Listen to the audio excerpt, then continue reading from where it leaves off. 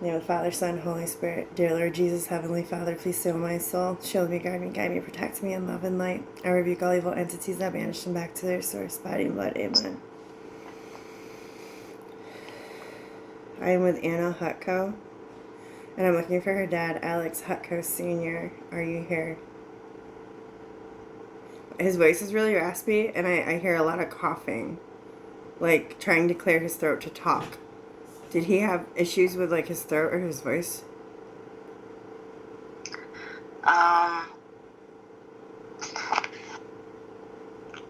Towards the end,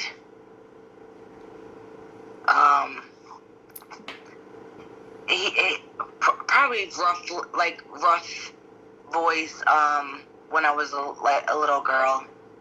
I gotcha. It sounds scratchy.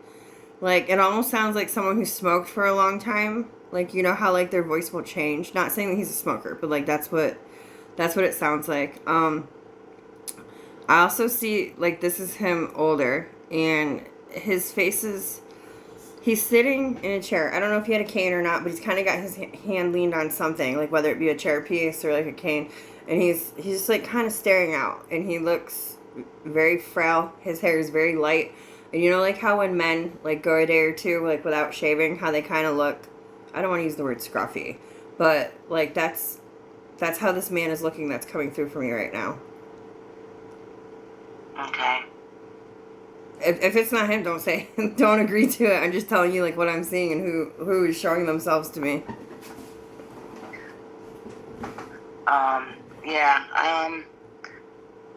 The light hair. Not so sure. But I mean, it could have changed. You know, with getting older, gray hair.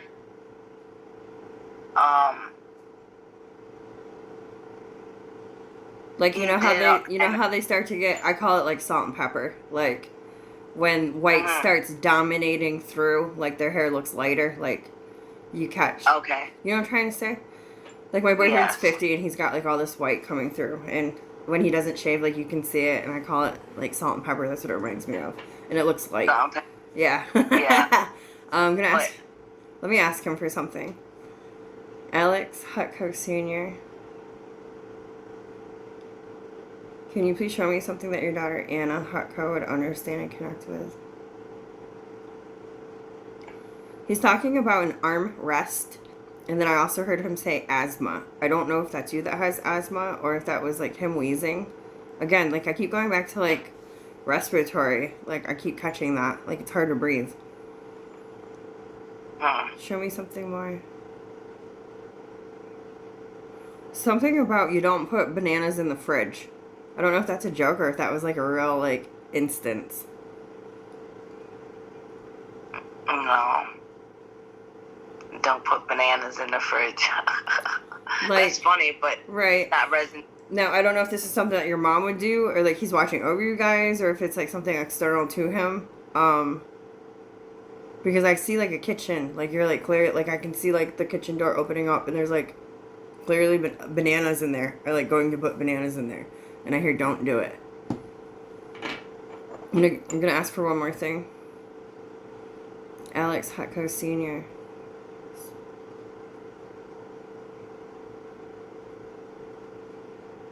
I don't know if you knew this, but he didn't like this when he was alive. I'm like, why is this a struggle to pull you in, pull you through? I see corduroys, like brown corduroy pants. You know, like the material that I'm talking about? Yeah. It's like soft and it's got the lines in it. Yes, I know the corduroy. Brown corduroys, he didn't like that? No, this is just something he didn't like mediums, like spirituality, kind of like what we're doing right now. Is what he's saying he didn't like. Oh. So I didn't psychics. We'll use the word psychic. Okay. He wasn't into this. I don't know if he shared it with you or not, because like I'm asking him to come forward more. And he's kind of distant. And I said, why aren't you coming forward? He goes, I didn't really care for this much when he was alive. I asked if he knew. He said he didn't know. So I said, can you please just cooperate and show me something? And I saw, that's when he showed me brown corduroys. So I don't know if that's something he wore, but asking for something more. Something about taking your own lunch to work. He took his lunch to work. Yes. He says Yes. he said I was a very simple man. Yes. He seemed that way. Like, all right, so now he's starting to open up. Like, even what he brought his lunch in was simple. Like, I just see, like, a sandwich or 2 sandwiches, just, like, a bag of chips. Like, just something very, very simple. He's like, just go in, get the job done, get it done. You know. I heard him say ringleader. I'm gonna go for the message. Oh. He what?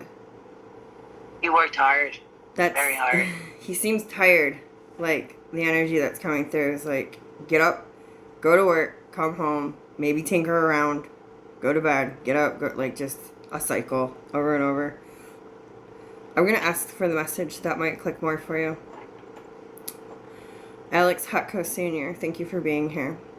Is there a message that you would like to give your daughter, Anna Hutko? He goes, let her know that I love her and I miss her. I still can't believe that you're attached to your mother's hip. And he said that chuckling.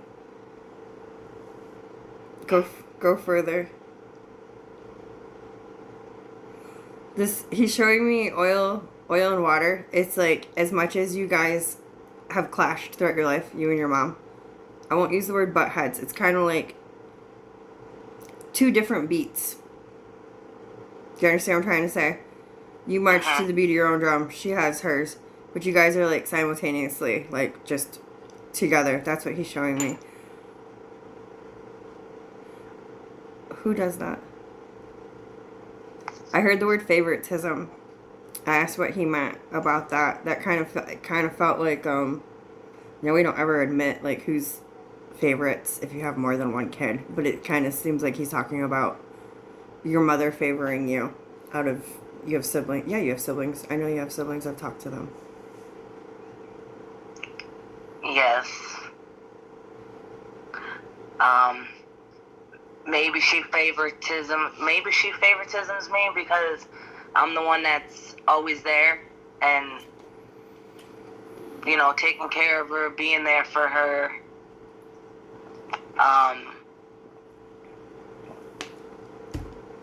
He says it's not a bad thing. I'm trying to feel out the energy between him and your mother. I asked him how, like, I'm just gonna tell you what I asked him. Like, how do you feel about your mom? He's he said that he loves her, but then he's kind of paused. Like, it kind of felt like a. Here's the example. He didn't say this, but this is what it feels like. You know, like back in the day, like 50s, 60s, let's say, you had a husband and you had a wife. His job was to take care of the bills and the money. Her job was to take care of kids, home. It was kind of like they had duties to be together. And like he's talking about like he loved her, but it wasn't like a romance of a lifetime kind of energy. Do you understand how I'm trying to explain it? No, you're absolutely right. Yeah, no, I get that energy, or what you're saying, because, not so much did I notice it as a little girl, but, like, looking through photo albums and actually going back, it started registering as getting older, like, you know, that classic, you know, getting old together, that doing everything together, it wasn't like that. Right. Like, he said I had obligations to my family.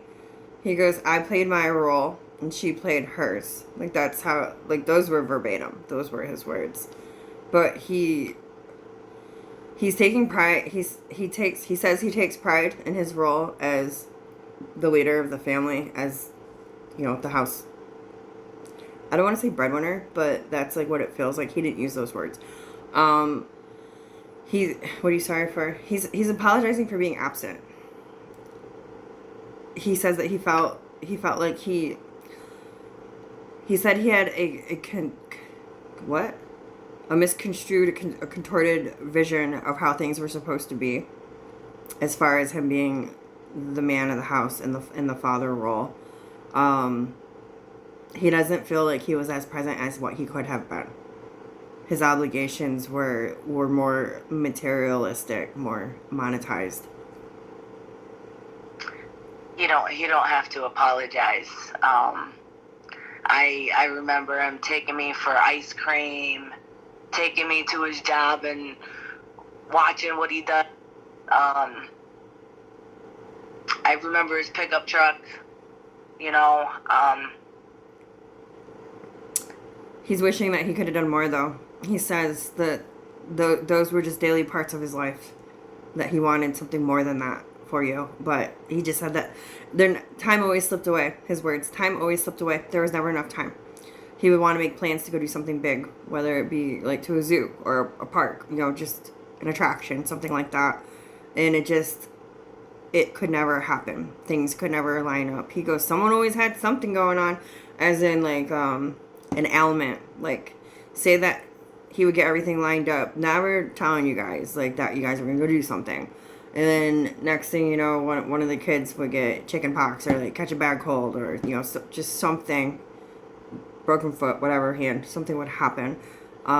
He says that he never really shared that with anybody, but that was kind of like a real big downer for him, like wanting to just be able to do those things on a daily occurrence. He says that the money was there. It could have always been there, but the time was what kept him. He didn't know how to balance his time out.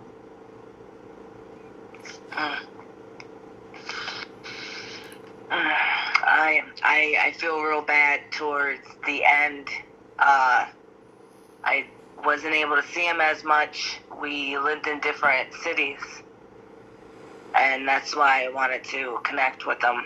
And I feel bad that, he's not into this. And believe it or not, I never was into it until I came across this chapter in my life that I needed some guidance. That's okay. He's telling you not to be sorry about being in a different space, and especially towards the end of his life. He says that he was a grumpy old man. He says you wouldn't have much enjoyed his company anyway.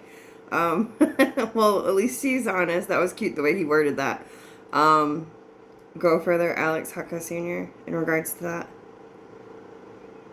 He says, honey, you have your own life and you have your own things to do. He says, yes, I missed you.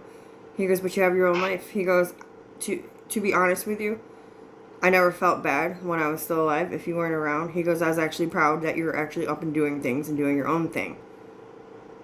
I feel like he's talking about, he don't care if you say it or not. He says he feels like you have always been one of the most successful out of all of the children as far as having your independence and maintaining. He said maintaining your freedom. You didn't really have to ever fall back. You didn't ever have to really go back. You didn't ever have to, get help, as opposed to like what the other siblings. That's how it's coming through. He says, you were the least of my worries. I knew that you were okay.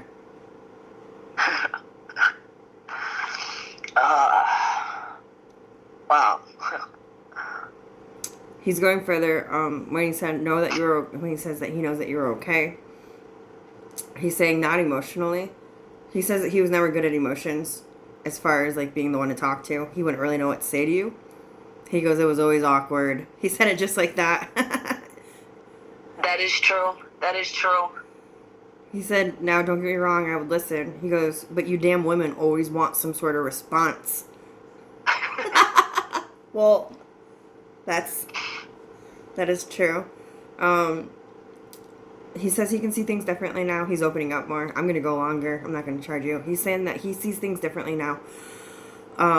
In regards of pain that you've had through instances in your adulthood, your adolescence. He's talking about young adulthood. And more recently, whether you know that he knows or not, whether he was alive and around or not, that he sees the pain that you've experienced, particularly in love life. He says that if I was alive, young, and in my youth, I'd whip them sideways with a branch. Oh my God. That's... He goes, you don't talk to my baby that way. So there was ways that people had words with you, men that you dated, partners. He said foul, just the way that anyone could speak to you. He says when you're a gem. when you're an amazing person, amazing woman, excuse me, with a huge heart. He says that his words, this last prick you dated had grandiose. So, like, that's when they think that they're larger than life, that everything has to be so, like, on a big scheme of things. Like, do you understand what I'm trying to say? Nothing was good enough for this person, this last person that you dated. It's kind of like having champagne taste with a bare wallet. Like a grandiose mentality. Like, things weren't, he wanted more, but he wasn't worth more, or didn't show that he was deserving of more. But he's mostly talking about the way that he talked to you. He does not like that. He does not stand for that. He said, especially towards the end, the lack of attention. He goes, look me in my eyes when I'm talking to you. That was like a paraphrase of like what would have existed between you and your last partnership. He wants you to know that good things are coming for the love department, yes. Are you going to give me a time frame? I don't think we got one the last time. Like, I know that we had to talk about the healing and whatnot. I want to see if he'll give me any insight.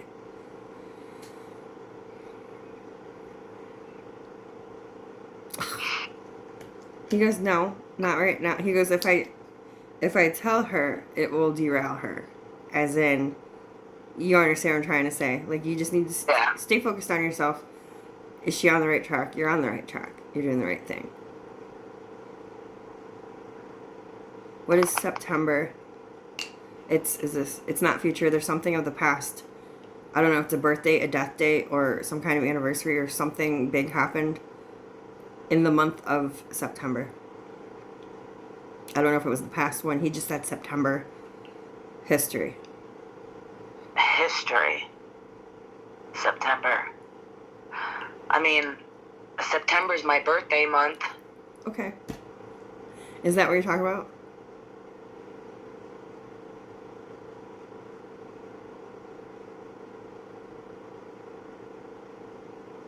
Were you with friends your last birthday?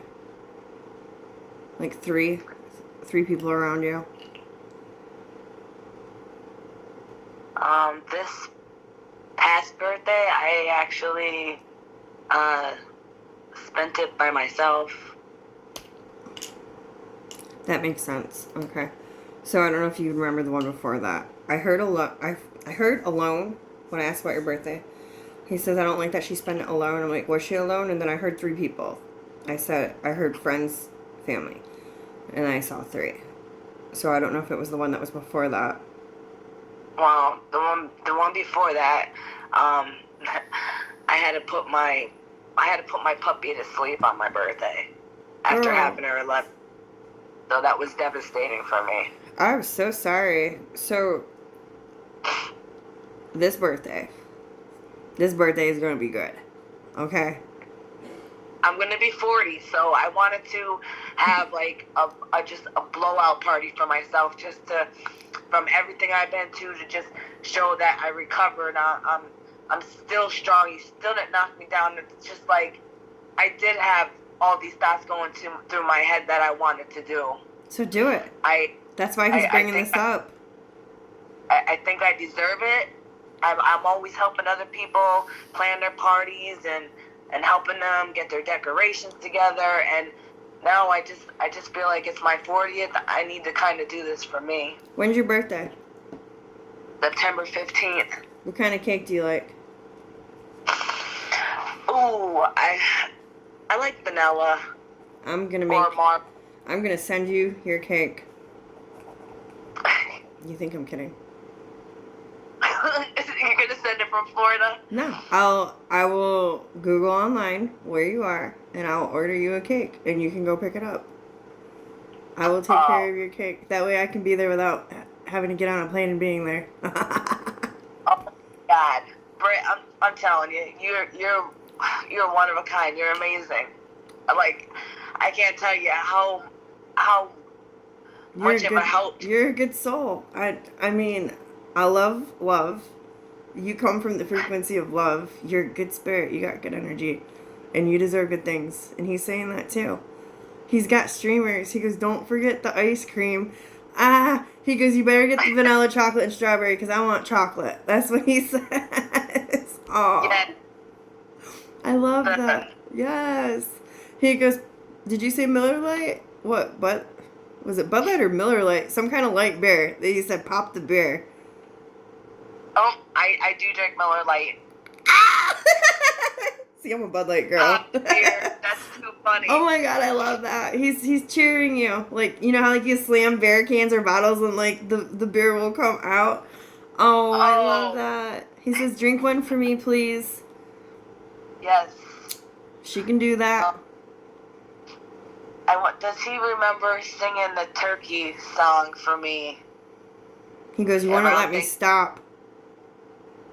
Huh? He goes, she wouldn't let me stop. He'd be like, gobble, gobble, gobble, gobble, and oh. He loves that. He loves that you remember that. He's got a happy tear rolling. Like, he's so glad that you remember that. That you take that. His biggest fear was that you weren't gonna have little intimate moments like that to take with you. He's very, very grateful for that. He just wants to know that he impacted your life in more than just the standard father. Like, he wanted to make sure that he had the dad finesse. You understand? The soft. That I like that a lot. I heard that tickles. You know, like if it grows out too much or whatever, and like you go in like too close and it's kind of like prickly, tickly. Uh-huh. Yeah, I heard that tickles. Like if you got in too close to him. Uh-huh. Oh yeah, it would tickle my skin. And then like you crack a joke to get away. You smell. Go take a shower. He'd say, I'm always working. What do you want from me? Oh, his voice. I like his voice. Did you want to ask him any questions?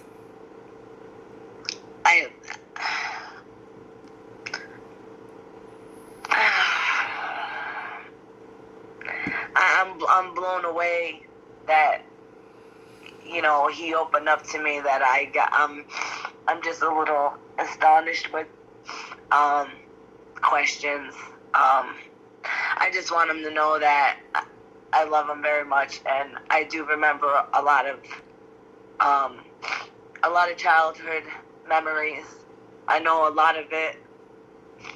You know, the family kind of went downhill a little bit when my brothers passed away. He said stubborn when you said that.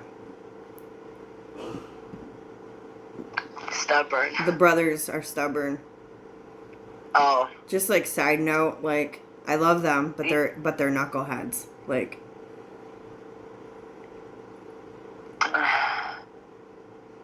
And by any chance, how does he feel with my brother Sean?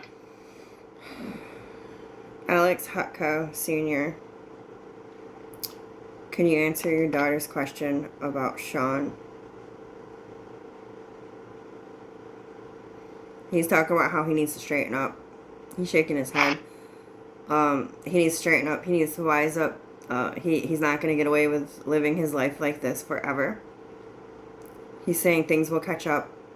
He goes, it's a damn shame and it's sad. He goes, I love all my kids and I want the best for all of my kids. He goes, I didn't teach him to live that way. And he's kind of shaking his head sadly. Like, he does not want to use the word disappointment, but it's very somber, sad energy. Wishing to be better, wishing to do better. Getting up and actually doing those things are two different things, he says. He's joking about pretending to give him a swift kick in the booty. So oh my god, that's my dad. A swift kick, and yeah. Yeah. That's what, I remember he would always say that. Whatever his shoe size is, I can't get the numbers. Like, I'm gonna put my size whatever up your ass. Is like what he's trying to say. That's awesome. I wouldn't like that. I'm glad I'm a good girl.